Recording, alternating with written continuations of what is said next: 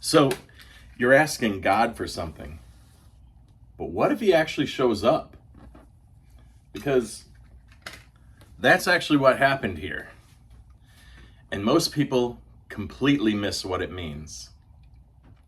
God doesn't just answer from a distance. He shows up in person. And if you don't understand this moment, you'll misunderstand everything that comes after. We're in Genesis 18. Abraham, old, tired, decades into a promise that still hasn't fully happened.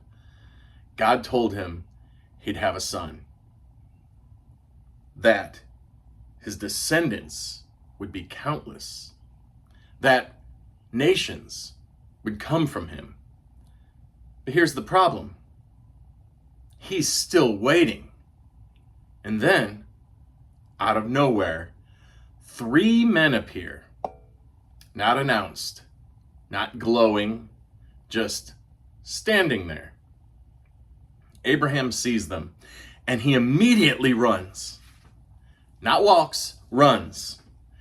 He bows down low, calls one of them Lord, and insists that they stay. Food is prepared, water is brought, rest is offered. This isn't casual hospitality. This is urgency. This is recognition. Something in Abraham knows this isn't normal. And then it happens. One of them speaks and makes it clear that this is God. I will surely return to you, and Sarah will have a son. Genesis 18:10. There it is again, the promise. But this time, it's not a distant voice. It's sitting at his table. Now watch this. Sarah is inside the tent, listening, and she hears it. And what does she do?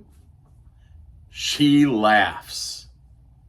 Not loud, under her breath, but she laughs. Why? Because she's old. Because this is impossible. Because biologically, this doesn't happen. And let's be honest, she's heard this before, and nothing happened. Then God responds, not to Abraham, to her, even though she didn't say it out loud. Why did Sarah laugh? Is anything too hard for the Lord? Genesis 18:14. Is anything too hard for the Lord? That question right there, that's the line that changes everything here. Is anything too hard for the Lord? Because now it's not about biology. It's not about age. It's not about probability. It's about belief. Sarah denies it. I didn't laugh. And God says, no, you did laugh.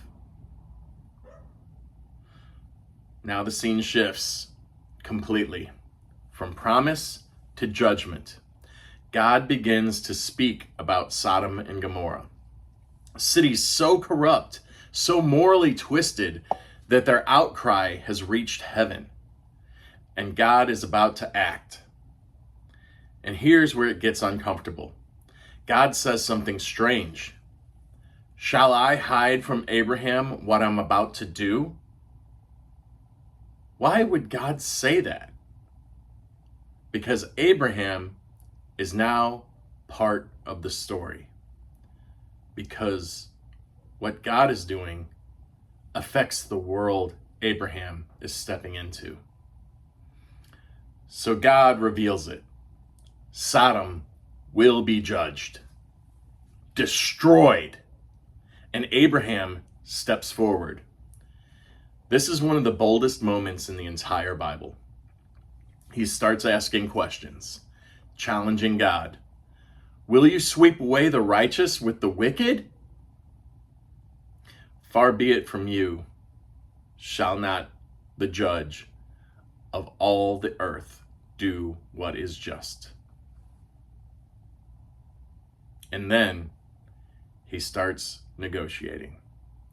What if there are 50 righteous people? God says, I'll spare it. What about 45? Okay. 40? Yeah. 30? Still yes. 20? Yes. 10. God says, I will not destroy it for the sake of 10. Now stop. Because this is where people miss it. Abraham is standing between judgment and destruction, interceding, pleading, negotiating, not for himself, for others. But here's the problem. There aren't even 10. And that changes everything.